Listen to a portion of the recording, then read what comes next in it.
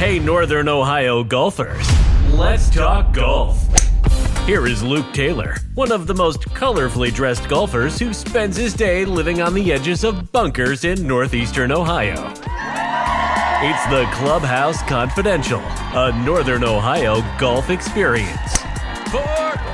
Hello and welcome to another Clubhouse Confidential, a Northern golf experience. Luke Taylor here. Don't forget to subscribe, rate, and review. Follow us on all the Twitter handles and Instagram and all that other stuff. Also, check out our free SUBSTACK page. We got a lot of good free content and stuff like that related to Northern Ohio golf. So, we've had Ryan Armour, we've had all these different people, Johnny Mills, but we have Mr. Northern Ohio golf. And if I look at his list, he's Blasters 18 hole, he's on TV, he's on ESPN radio, he was a college golf coach, he's a high school basketball coach, owns 3 golf courses, 2-time Emmy Award winner. He gets to hang out with Natalie Gilbis. What am I missing? Married with 2 kids. Like, how do you do it all? 3 kids now, man. 3. Where's the third one on your bio? It says 2. That's old. Yeah, that's old. No, I have a new little one, and with my second wife, and so I start all over again, man. So yeah. I got and I didn't go to golf fame. I had Hogan, Palmer, and now I have Jake. So I guess you could put that in the Peter Jacobson thing. But, there you go. Yeah, so all good. I do have a lot going on. Yeah, we don't. And they said, like, I love people's bios because you probably wrote it. Solid swing. No, I didn't write that. Electric wardrobe. Yeah. But we got Jimmy Hanlin. I mean, Nice. It's self-explanatory. So thank you. Welcome to the Clubhouse Confidential. So, Jimmy, I mean, you do a lot of stuff. I don't know how all you do it. It's impressive. Obviously, you've created this yourself, and kudos to that. But the one issue I have with you, you say you're very colorful. You're kind of drab right now, as am I, because I'm very colorful. See, I got purple though. Yeah, you do have a little purple going on. Yeah. It's Monday, man. It's Monday. It's Monday. You got to build up the colorful outfits as you go. But you know what? Honestly, my kids. I have one's at Kent State. One's plays basketball at Riverside. We were talking about that. Obviously, Jake's a little one. Yep. But during the week, they're like, "Dad, really? Like, do you got to wear the pink pants when you pick me up from school and stuff?" So I tried to slow it down during the week a little bit and just keep it to the TV stuff. Yeah. So when did you get the love for color? Because I mean, my excuse is my dad's very drab. He was an executive banker. He wore suits like navy blue pinstripe suits, black suits. Yeah. Never wore gray. Never wore tan. Yeah. My dad's from the Caribbean, born and raised. Okay. Oh, okay. So that's where I get my flair. Probably from my uncle. I like the color. Yeah. And the high cheekbones. And but where did you get the love for color? I don't even know. It started, I worked for a guy named Ned Weaver, and Ned's now just right down the road here. I know Ned Weaver. Ned's a great human being. Yep. I worked for him when I was in Pittsburgh. I was working an internship at a place called Montour Heights Country Club for Ned. He was my first college internship. Did he go to Mayfield Sandwich after that? No, so Ned went from Montour Heights to a place called South Point in Pittsburgh. He was there for a while. Then he went over into, I can't remember, the new club. It's a Donald Ross club that Avalon Group just bought there. Not the Lake Club. No, but it's in that. I know you're talking about. Yeah, I know, and then he came to work with us at Stonewater at one of my clubs, and now Ned's over teaching at Windmill Golf Center and stuff. He's, Ned was the first ever All-American at Kent State. So him and Herbie have known each other for 40 plus years, and so.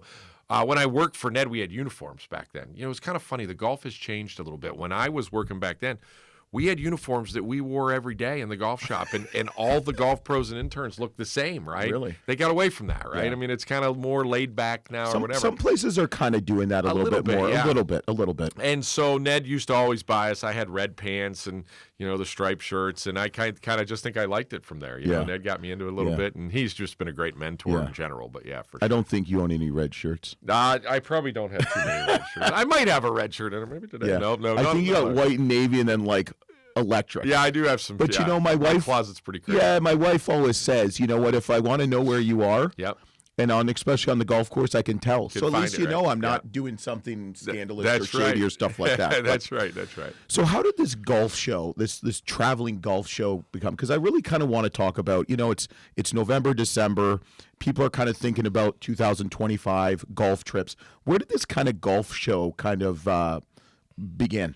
Well, I'll be honest with you. I had really no TV experience at all. I'd never done TV before. I didn't go to school to do TV. I went to Methodist University and went to school to become a golf pro, right? And got out of school, and I played for a living for a few years, and then and ended up in Cleveland. And so I think it was about 2006, 2000. Well, I was a guest on radio show, ESPN Cleveland, right? And I did the show as a guest, like just as a golf pro, and they invited me back the next week. And little did I know, the next week they're inviting me back. It really is an interview type of thing. I thought I was just coming back to say, hey, maybe they wanted to talk more about what we were talking about. And when I was done, they were like, dude, you're great on radio, and they're like, would you be interested in being a co-host? You know what they told you when they say you've got a face for radio? Yeah, that was it. That was it. Good call there, Luke. Good call. Yeah. So that's where it started, anyway, right? I know. So I did radio for about 5 or 6 years, and then during that time, a lot of the news stations, Tony Rizzo at Channel 8 at the time, and Mike Cairns and Jim Donovan at Channel 3, and they all were doing golf tips as fillers and stuff. And they all would come to me and say, listen, man, like, can you just do them all? Because you just seem to be good on air, And that's what you do too, yeah. And so I did, and it worked out good. And then the Guardians, now the Indians, were going to start their own television network. And through those golf tips, I had met one of the producers at Channel 3, Pat Kilkenny, and another guy, Mike Roche. And these guys, they were starting their own network, right? And I don't know if you lived here back in those days, but in 2007, they had the Indians, and they had nothing. Yep. They had no programming. They just said, right? the that Indians. was it. That's what I got. I remember that. So they're like, all right, we got to fill around this. So they said, we want to do a golf show, and we want to do an outdoor show. And there was a guy named Darcy Egan, who was the writer for the Plain Dealer, and he did a fishing show. Eventually, Joe Thomas did that show with him. Okay. And I started a show. It's called Tee It Up Ohio, and we traveled around Ohio. Yeah, I remember it, yeah. And I started with a guy named Mike Cairns, and then there was a girl named Carlin Coughing that won the big break, and she was from Ohio. Yeah, she joined us. I remember that. Yeah, remember Carlin? Yeah. So we started doing that, and it worked out really good, and there was a lot of input to Sports Time Ohio that they wanted to see more instruction. So then I did a live instruction show called The Golf Zone that I used to sit there and take questions, and it started out just like you and I right here. We're in a desk, and then we got a simulator in a room, and it just spun off. And to be honest with you, at one point I had like 5 golf shows on Sports Time Ohio because they needed content, right? And that's the world these days. What we're doing right now is content. Right? Everybody needs content. And then Luke, and then Fox bought the network from Mr. Dolan, and so when that happened, honestly, I remember when it happened, and all my friends from STO were calling like, "Oh, we're going to lose our jobs," and me, I'm thinking, "Oh, I'm gone for sure. I have a little golf show in Ohio." And the Fox guy called me within the first week, and he's like, "Listen, we love what you do. Awesome. We're not set up to do it how you do it, but if you want to start your own production company, we'll partner with you. And we want you to not just do this in Ohio. We want you to do it all over the country and eventually all over the world." And you're like, so excuse me? Yeah, I'm in, right? I'm in. I think I started on Sports Time Ohio. I'm like, do I get paid to do this? And then eventually it's like, so it just blew up into something that was really good. So we, and then I did that show with Carling for about probably about a year or two. And she was a diabetic. She used to wear the pump, and she got pregnant. And she called me. It's kind of a funny story. She called me like day before Christmas and said, "Hey, we're supposed to shoot in early January." And she says, I can't do it. My doctor said I can't travel because I'm pregnant now. And so I was at a Cavs game, and I'm talking about what the heck am I going to do? I got to shoot January 15th, and I don't have a co-host, blah, blah, blah. And the guy behind me worked for the Cavs, David, and he said, "Hey, man," he goes, "I used to work for IMG, and I used to help represent Natalie Gomes." Oh, come on. Yeah. He goes, "You ever think about doing a show with Natalie?" I go, what guy hasn't, right? I mean, yeah, for sure, right? I mean, she's the most beautiful, great golfer ever. And so we called her from right there. Come on. We were in the suite on, I think it might have been Christmas Day or Christmas Eve. Come on. Called her right there, and she said, "Jimmy, call me day after Christmas. If you're going to do all the work, I'm in." She goes, "I was going to do my own show anyway, but if you're going to do it, I'm in." And I called her. I was in Jacksonville. I remember when I called her, and so she's like, "We're in," and we've been doing it together it's been a decade now. Holy crap. Yeah. And then it just, again, we took the spin-offs of instructional shows. We do the swing clinic and the par 3 shootout show I do with Tony Rizzo. I saw that. That's kind of which comical. has become very popular. It is comical, it's become very popular. It's Average Joe with cameras, drones, and How do you decide where to go? With the 18-hole show, we just kind of try to do different themes. We did colleges, universities for a few years, which was really fun for us. I don't know if the crew. I'm sure it was really. Well, fun I don't for you. know if the crew loved it because we usually go to these posh resorts, right? And we got these great rooms. Yeah. Now we go to these college towns. We're staying in Holiday Inns, and they're like, "Dude, what is this?" Right? Eating college food instead of What's wrong with that? They didn't like it. But it's been fun. It's been so we've kind of changed how we do it. We try to find places that.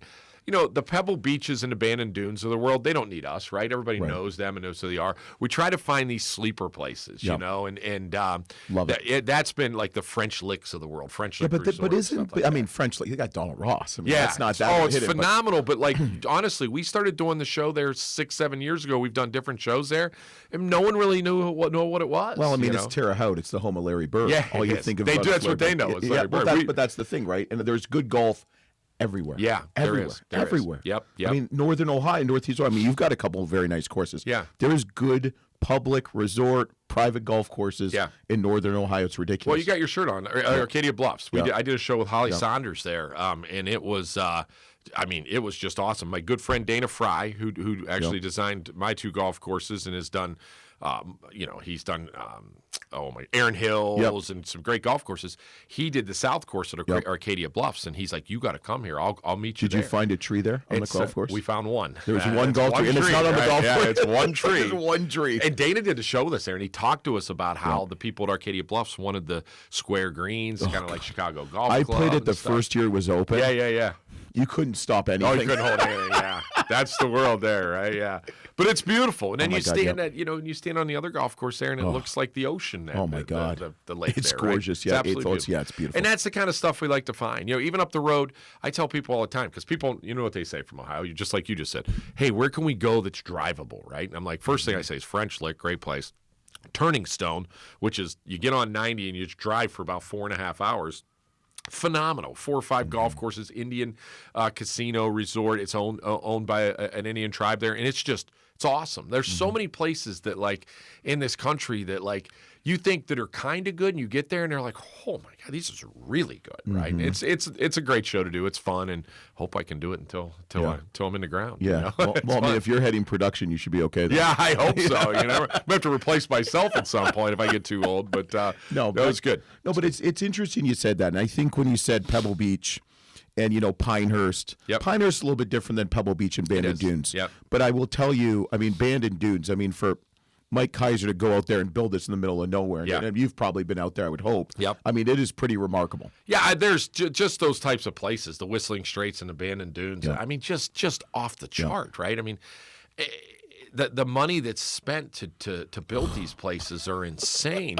But then on the other side of that, Luke, the money that they're spending to play is insane, right? Oh my God. You're $500 a round. I never thought I'd see that in my lifetime. Yeah, isn't like Pebble Beach like $625 or $610 or something? Well, and the funny thing is, it's not even really the golf because a lot of these places, if you don't stay there, you can't play, and the rooms are $1,000 a night. So now you're getting upwards of $1,500, $1,600 just to give you the ability to stay and play there, and it's a lot of money. But people are investing in golf, and I'm sure we'll get into this a little bit today, but golf's in a place that I've never seen it before. It's really, to me, I think it's beyond where the Tiger pushed it in the early 2000s, and I tell you, it's in such a great place. Well, especially now with you look at like the PGA Tour Live, which is kind of shake things up. Yeah, it hasn't affected the game of golf. No, like the average Joe. No. And it's funny. Crazy. I'm very disappointed in the leadership on both ends there because they're the only thing that's holding golf back right now, right? Like, people, what young kids are watching right now? They're watching Bryson DeChambeau hit it over his house and try to make hole-in-ones. That's what excites them about golf. It's not the PGA Tour. So shame on the people from the PGA Tour and shame on the people from Live to not figure this out because they're just losing that fan. But guess what? It's not really hurting the game of golf they wanted to play. No, it's really not. And they're the ones that are paying the price right now, and I think they'll get it done. I think something will get done here soon because it has to. Because they're like you and I. They're not dumb, right? They're sitting there and going, "Whoa, this thing's moving forward, and this train's leaving without us right now, right?" And we don't really need professional golf to play golf, right? It's great. Believe me, when Tiger was making the run and Phil at the Masters and all the fun, Jack and all the fun things that happen, it makes it better. It makes you want to be them, kind of a thing. But at the end of the day, I think they're learning right now that the game of golf is bigger than the professional game, and I think they're going to better figure something out really quick. Yeah, well, there'll be more people that want to be Jimmy Hanlin like me. Ah, that's good. You know, the legend. So it's interesting you say. So we had this week. You're going to be coming out on Thursday. I went over to the Penn, Ohio Golf Trail. Yeah. And that was really impressive, the amount of golf courses they have. It's amazing how many good golf courses we have within an hour to 2 hour radius. Yeah. So they do a great job with that Penn, Ohio Golf Trail. And again, you're talking travel golf, here. They book some golf at my place, and you can go all over the place and do it. I don't know exactly what golf courses they have, and right. I need to work with them more to help them. They've called me a few times, and just my schedule's so crazy, but they're doing a great job.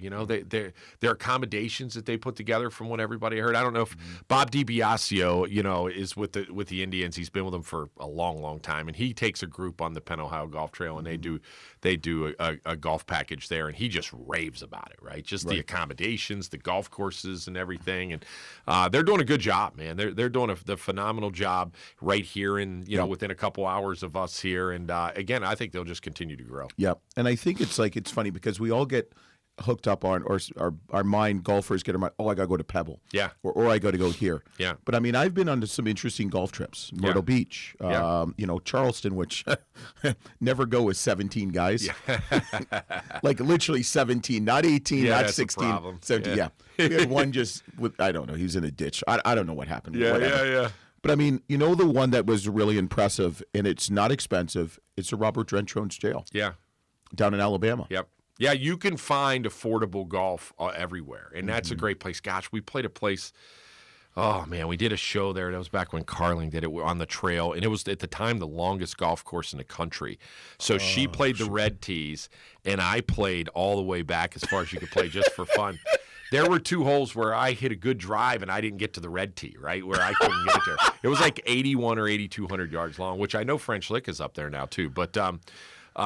There's great golf down in Alabama, the Gulf Shores of Alabama. Yep. We've done a lot of stuff down there, which is just phenomenal.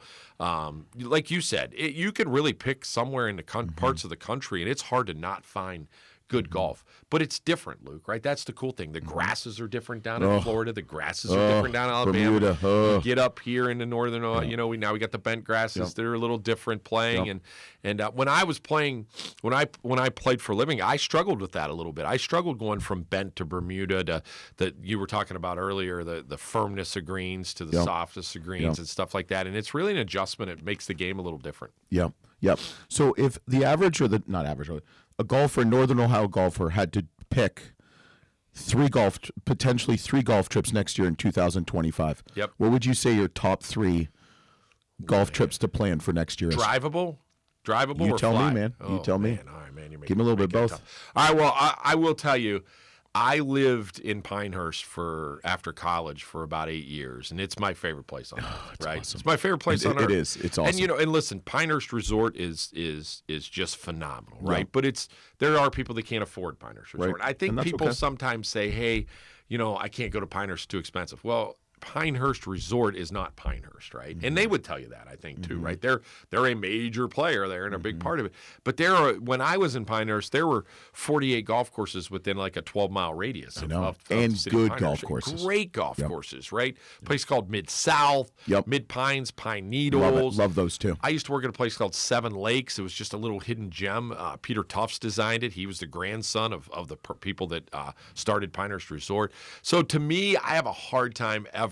And it's funny because, Luke, I'll take people there, and I could tell you appreciate Pinehurst, but they'll go there, and they'll be like, what's up, dude? There's no oceans. There's no water. There's no elevation changes. Like, they don't see it like I do, right? The smell of tobacco, and I don't even smoke.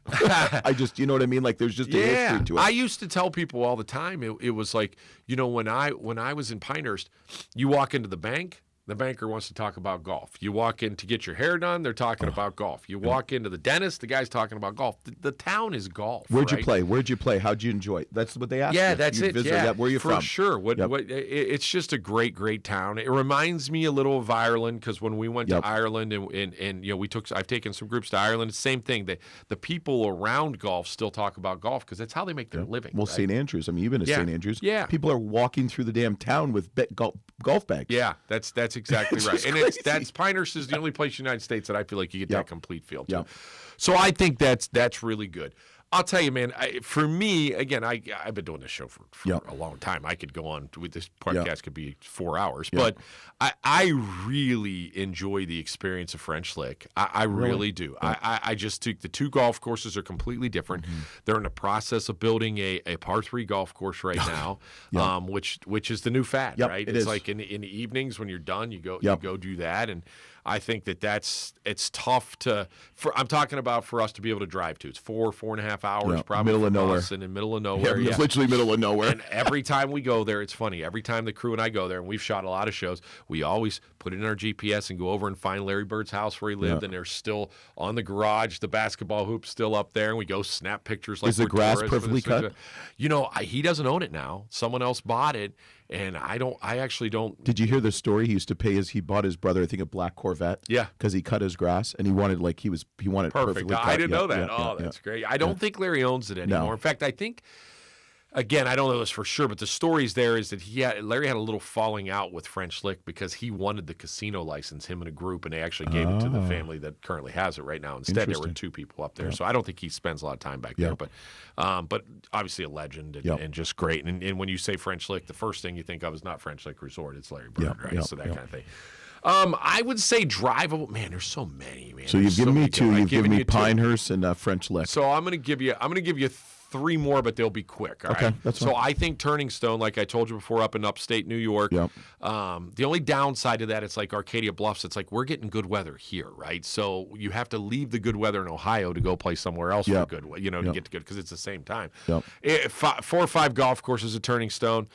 Just stay there. You have a casino. You have a great hotel. The rooms are great. It's awesome.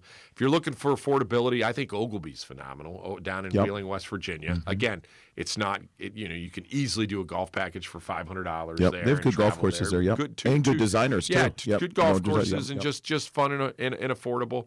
And then the other side of that, where it's really expensive, but it's drivable here in the Pittsburgh area, is Nemacolin, right? Nemacolin's just beautiful. 2 golf courses, both Pete Dye golf courses, simulators, but it's super high end. Like, you're going to pay, anywhere from $700 to $1,000 a night for the room and stuff like that. But it's guaranteed birdies, really right? Guaranteed birdies. The more you pay, the more birdies you get. That's exactly opportunities. Right. But man, there's so many good ones. I'll tell you one thing we did this year. We went and did a couple Mike Strand's golf courses down, one in Virginia and one in North Carolina. And I played Tobacco Road. Oh before. God! But did you find my clubs and golf balls? Those damn sand traps, man. They're crazy. Holy crap! So again, it was built when I was in Pinehurst, so I've played it a lot. And I think the more you play Tobacco Road, the more you like it. Right? And the more you appreciate it. Yeah. The first time you play it, you don't know where to hit it all the time. And it becomes a little more difficult. But, and that's a lot of Mike Strand's. But I'll tell you, he's very eccentric. But at the end of the day, to me, I love risk reward on a golf course. Maybe not every hole, but I like there to be opportunities there. And he has a lot of that. And the views are phenomenal. And, we played Todd Hill Farms. And, I've heard good things about that. Really good, right? And so, again, you and I can sit here for 4 hours. There's so many great places to go. But those are my favorites for sure there. I think within the ability to not have to jump on a plane and go somewhere. Now, what about the Jimmy Hanlin local Ohio golf packages with your 3? You got 3 golf courses. So 2. We sold one in Columbus. We sold Cumberland Trail, which is in Columbus. We sold that one. So we haven't had that in about 4 or 5 years. It's a Cumberland's a great golf course, really good condition. Typical Columbus, there's not a lot of elevation change, right? My 2 places, I could tell you honestly, that's probably why I'm excited about golf. They're probably the best condition that they've been in. I started Little Mountain. I was there when it was still dirt, right? I was started there in '99. I didn't become an owner until about 2005 or 6, but it was a developer that owned it. Once he was done developing, he was ready to get out. And I had an opportunity to jump in at that time. And so Little Mountain, we redid the bunkers at both golf courses this year, which, believe me, let me tell you, is a massive undertaking, right?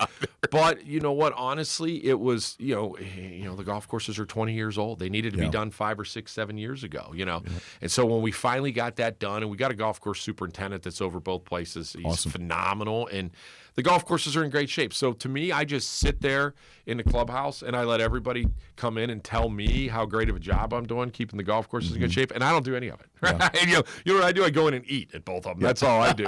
But but it's fun. On the other side of that, I've experienced when golf was struggling and our golf courses weren't very good because the bunkers were beat up. And I sat in there and people came in like, I can't believe I paid $65 to play this rat hole, So I've experienced both. Right now I'm on the high because they're in good shape and golf is good. And so it's fun. So it's a lot of fun. Little Mountain and Stonewater are both doing really, really good. And golf is doing good. If you own a golf course right now and you're not doing pretty good, you might want to find a different manager right now. Yeah, because it's good right another now. Profession. Or no, yeah, because it's good right now. It's really good. And at Stonewater, we built.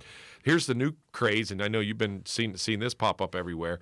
We build an indoor-outdoor with TrackMan learning centers, and we have 4 full-time teaching pros there now, and it's awesome. I mean, we're just killing. But isn't it crazy when you first started out, and even 15 years ago, you taught from April to September, October, and then you went south and taught. Done. You ain't doing that now. Yeah. It's crazy. No, I mean, there's as much business in the winter as there is in the summer at this point. And our place at Stonewater's killing it. A buddy of mine is starting a new place in Westlake. We've got 7 TrackMan and a huge indoor putting green to putt at. And it's like a private club. Like it's a club. It's an indoor club where you can practice and play. And it's called Lab 18. And so we're just like, it's crazy. Golf's all year. You're right. Golf's all year round now. You don't put your clubs away now in October, or when football starts like you used to in Cleveland. It's great. It's awesome. And people will get better, Luke, because of it, right? I mean, I'm not saying you're gonna drop 6 shots off your score, but when you put your clubs away in October and you don't touch them again until April, except for maybe one vacation, that's not good for your golf swing, right? And now, even if you're just getting in there and swinging, you got your orange whip and swinging around and loosening up, even if you're doing that, that's good for April, that's good. You're not going to start, you're not going to shoot 102 the first time out, So I think it's going to make people better. And what makes golf more fun? Playing good. Right? I mean, come on. Or for some people, alcohol. Yeah, well, that usually isn't. If you're playing bad, that's the fix, right? Hopefully, you could drink afterwards because you're playing better and you don't want to ruin a good round now. Yeah. But golf should get better here in Northeast Ohio because there's just opportunities. Yeah, it's pretty crazy. Yep. So we do a little thing, this par 5, where I ask you kind of 5 interesting, maybe difficult, thought-provoking questions. Yep. So I'm just going to fire away. It's brought to you by no one. It's sponsored by no one. So, but all right. So you got to pick one hole of your 2 golf courses that you could play the rest of your life. What hole would it be and what golf course? 18 at Little Mountain. 18's the finishing hole at Little Mountain. I just think it's one of the best holes in Northeast Ohio. It's a long par 4. Guys that can hit it long can get it to the bottom of the hill. If not, you keep it on top of the hill. If you kind of miss it a little, you got a downhill, side hill lie, tons of bunkers there, great view. It's one of my Gary Trevisano, good friend of mine. I remember we were playing there. It's been a decade since we played together there. He's like, dude, this is the best finishing hole in Cleveland. And I'm like, all right, coming from you, I like that. Okay. Yeah, for sure. Okay. Yep. What is one golf course you wish was in your backyard? Pinehurst number 2. It's my favorite golf course, man. Walk down play it every day. Walk down the first hole and realizing how many great, and I mean Payne Stewart. I don't know if you're a Payne Stewart fan or not. Yeah, you probably were because of the outfit. Yeah, who wasn't? Yeah, but I mean that. You come there and they walk it. Yeah, that's pretty remarkable. Yep. All right, favorite color. Favorite color. Oh man, I got to think about that one. Probably like a bright blue. Like it's got to be bright, or whatever. Yeah. I mean, like a brighter blue. Or I got a lot of pink in my closet. I'm not gonna lie. I mean, it's it's a noticeable color, but probably like a loud, bright blue. Okay. What does golf mean to you? I mean, golf's the way I make a living. It's my life, right? I mean, golf is something that when people come up to talk to me, they talk about golf. I hate to say it. I mean, sometimes at this time of year, like with you and I'd rather talk basketball than golf right now. Oh, we will after. But no, I get it. But golf is me, right? It really is me. I mean, if I go to Cavs games or go to Guardians games or go to a Browns game, no one's coming up to me to talk about basketball, baseball, or football. They want to talk about golf, right? And so if I see you in public, we'll talk something else. Yeah, that's good. But I love it, right? Yeah. It's funny. I think that even my kids growing up, like I remember taking my older kids and we'd be walking somewhere and someone would stop me and they'd want to start talking a little bit and they'd be pulling on me. Come on, Dad! Like the next guy's going to want to talk to you in 3 minutes, right? So it's really it's what it's been a great part of my life too. It really is, and I started playing golf when I was 5 or 6, and my parents didn't play golf, and nobody really Isn't that around me crazy? played golf. Yeah, and so it's been great. It really has been my life, and I owe it everything. I really do. Yep. Yep. Awesome. Most memorable round, good or bad? Man, that's a really good one. What's the one that comes to your mind? Just right off the bat. I mean, you played at all different levels. Yeah, so I played in the Hooters Tour Championship. Great wings. I always say that. Great wings. And we were in Peachtree City, Georgia, and I was paired with Charles Howe, actually, the back third. in those days, and another guy. And Charles Howe was 13 or 14. He got an exemption because he lived there, right, or something like that. And so I'll make this as short as I can, but No, you're fine. First round, played terrible, shot like 77, which in the professional world is 100, right? Yep. And so I had a friend of mine that had traveled with me from Pinehurst down there, and I played in the morning, and he was paired and he played in the afternoon. And he's like, dude, I don't want to stay. He played the same way. I think he shot 79. He's like, oh, I'm done on it, whatever. And I go, dude, I'll give you $100, caddy for me, and just WD in the afternoon. Don't play in the afternoon. We'll go home, right? You got no chance of making a cut. You shot 79, right? Just tell him you hurt your ankle or something. I don't know, whatever. He's like, deal. Well, back then $100. Yeah, I mean that's gold, man. Gold, man, right? So we get on the range, and I'm hitting some balls, and his name was Brett. I haven't seen him in 30 years, and we're hitting some balls. He's like, dude, you aiming at that blue flag? And I said, yeah. He goes, you're aiming like 15 yards right of that blue flag. I'm like, dude, shut up, dude. Like, let's just get through this round, right? I mean, we're probably hungover. You I don't shot talk to him 77. anymore because you didn't pay him. Yeah, for that I caddy. paid him the 100. Well, but here's the thing. So we get on the first tee, and and I'm like, oh, maybe I am aiming a little right. So I just aim a little left, and I shoot 63. So I shoot 77, 63. And then he's like, dude, really? I got to stay now. You're my ride home. You know what I mean? Like, what are you doing? Because I made the cut, and it was really funny because I knew I probably had to make birdie on 18. It wasn't a really hard golf course. Cut was probably 1 under, 2 under, something like that. So I knew I probably had to make birdie on 18. Charles Howe had this. It was almost like. What's the movie, The Greatest Game Ever Played? Oh, yeah. Little Eddie. Yeah. So he had a little, like, chubby caddy, about his age, right? So I hit this shot on 18, and it's right at it, right? Mm-hmm. It looks like it's going in the hole. It's right at it, right? And everybody in the group kind of knew. We're kids, right? I was 20, 22, whatever, talking.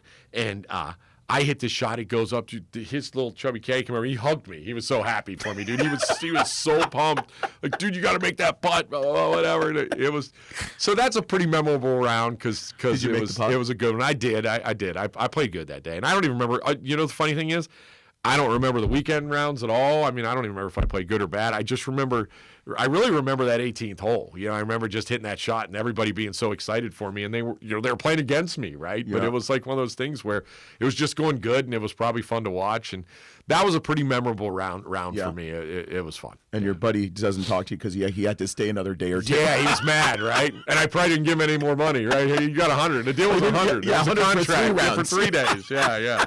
So that's hilarious. That was fun. It was fun. That's an awesome story. Yeah, it was fun. So if you were a candle scent, what smell would you be? I don't even know smells from a candle scent. It's got to be like, It's got to be colorful, tropical, and bright. Yeah. Punch. Some type of fruit punch or Passion orange. fruit, yeah. I'm a big orange guy. To be love honest orange. With you. I favorite color. Orange is my Tito's and soda with an orange. That's my drink, right? Yeah. So some kind of orange color, I guess that would be. Yeah, okay. For sure. Or an orange scent. I got a lot of orange in my orange color and scent. Yeah. I got a lot of orange in my closet too. I'm an orange guy. I love orange. So, Orange is a great color, and I love the different shades of orange. You can do a kind of a tropical. You can do a burnt orange. Burnt's good color. Yeah, burnt's good. We were in Texas. You see a lot of burnt orange. We were at the University of Texas. Yeah. So I had at the University of Texas, we did a show, and the carts are all numbered by the athletes. So I had Roger Clemens' cart when I was playing 21. That day. Yeah, it was pretty cool. That's pretty cool. That's a pretty cool thing, right? Yeah, for sure. I bet you don't have a burnt orange custom suit like I do. I don't have. I might have a jacket actually. I don't think I have got a a full suit. suit. You do? I do. It's that's pretty good. I know. That's good. Yeah, I got it. I got to wear it all the time. Yeah, that's a good one. That's all a right. good one. So they're making a movie about your life, a Hollywood movie about your life. Yeah. Who would play you, and what would be the title of the movie? That's a really hard one, man. Who would play me?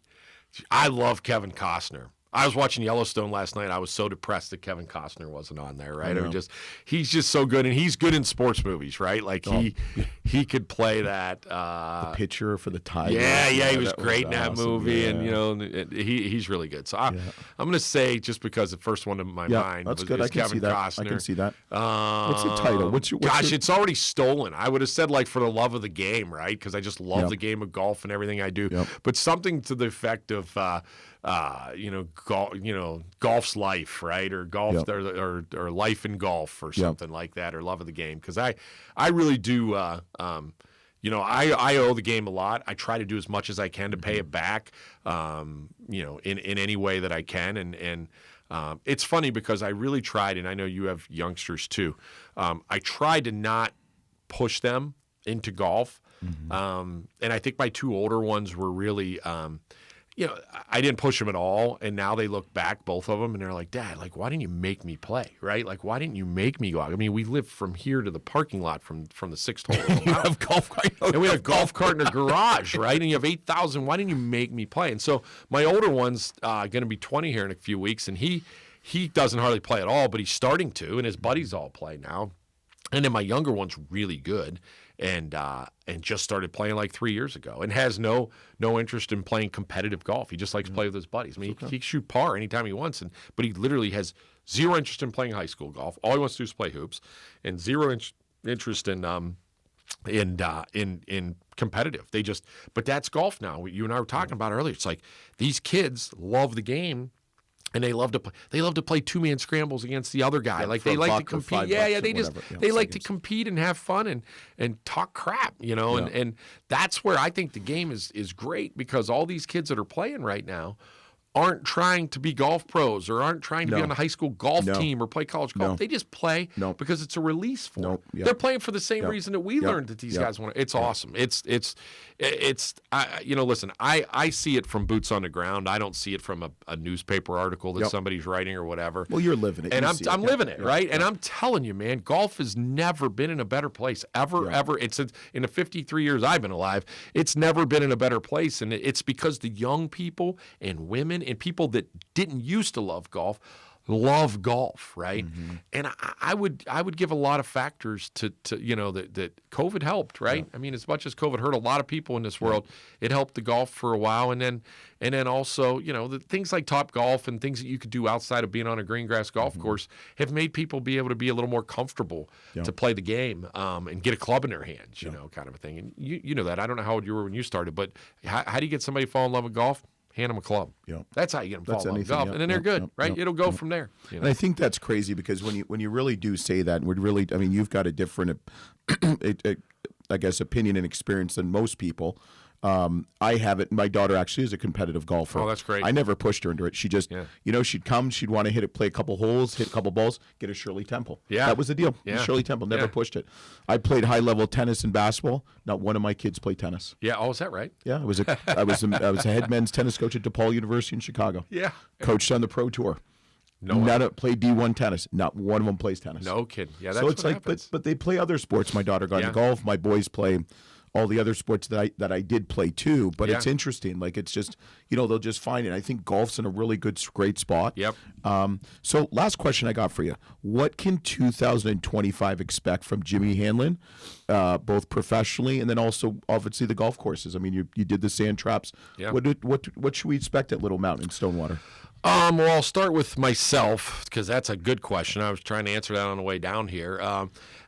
It's changed for me now, right? So I lived the world of the regional sports networks, and they were the way that you watched live sports, and it was great. And for me, I just filled around that. The Guardians or Indians go into a rain delay, and I popped up for a couple hours, or the or the whatever it might be, right before the Cavs game or the Blue Jackets or whoever you go, the Yankees. I mean, I've been on rain delays during Yankees games and stuff like it's all over the country. I mean, we're in 90 million homes now, right? So so it's great. We're all over the country. But now this whole world of the regional sports networks are changing, right? I mean, the Reds just went to the MLB network. Guardians, are thinking of doing the same or trying to do the same. Like they're going in different areas. So for me, just being on Fox Sports, which turned into Bally Sports, which is now FanDuel, isn't just an easy ride anymore. I have to find places of where my shows want to be.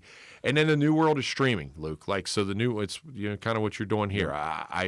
I had never done a podcast before, like hosted a podcast, and that's the new world to get out there. Bryson's doing it right now; he's killing it. So I'm looking for different areas where we're going to, stream our shows. I have the ability and the rights to be able to go out and do that now. Cool. I didn't have it before. I negotiated it now, nice. And so you're going to be able to not just see my shows on the Fox, Bally's, FanDuel now networks. You're going to be able to see them in all different places. And I'm trying to strategically pick the right places that fit, that have other programming that are the same quality of ours and do those kind of things. So, and then the other thing for me is really, it's funny because you joked about it earlier, but I want to do this. I want to do some more stuff, new stuff off camera, right?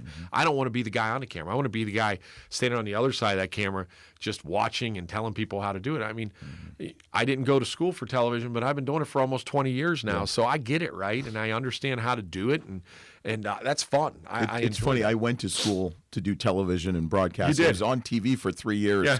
And then got out of it. Yeah. But anyway, but it's kind of funny. Well, now you're back. You're right back. But it's funny how things like, do you really need the training? Like I had a couple buddies that did their masters. They went to Syracuse and OU for broadcasting.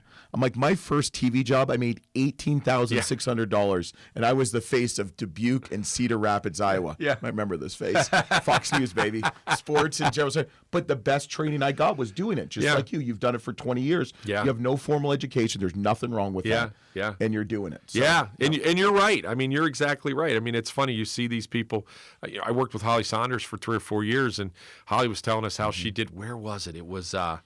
Oh man, she was like you. She had a small town news gig in Market 151. Yeah, like Missouri or Illinois or Arkansas. I was in Arkansas actually. So and then and then all of a sudden, bam, she's on the Golf Channel, whatever. So you just never know where that world takes you and stuff. So that's where I'm going to go. I mean, again, I have so much content. I have I almost have 20 years of content that has never been used because I didn't have the rights to it before, right? So Isn't that crazy? I couldn't take it out there. Media rights is such a big word. Yeah. In all different entities. For sure. Not just golf, for sure. Basketball, college, movies, celebrities, everything, politics, everything's media rights right now. It's crazy. And I couldn't do it. And now I have it, and I'm like so excited to get it out there. But I'm like, where am I going to put it? I got to put it in the right places. So that's fun.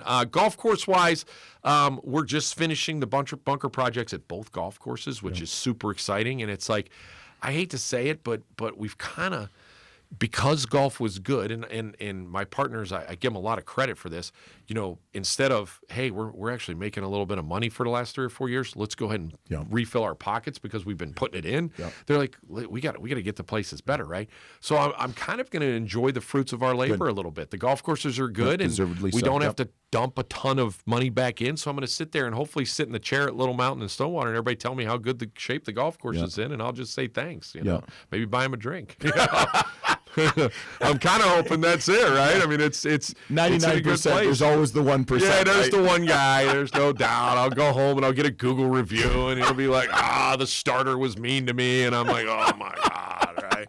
But at the end of the day, I think it's going to be mostly good. I mean, you never know, right? Yeah. I mean, grass is grass. It's going to grow the way it wants to grow. I always tell people, the condition of golf courses, I could have $1 million in cash right now, and I could take it and I could throw it at the grass that I want to be nice, and that grass could care less, right? It's like you got to do the right thing. Welcome to my backyard. Yeah, right? Yeah. And so we'll see what happens. But it's exciting. I'm excited for the year to next year to start and new things for me. It actually is kind of a rewind, new things for me, and exciting. Yeah, it's fun. Yeah, so I'm gonna coach basketball for the next 3 months, and then get ready to roll. Yeah, get ready to roll. Yeah, expect bigger and better from Jimmy Hanlin next year.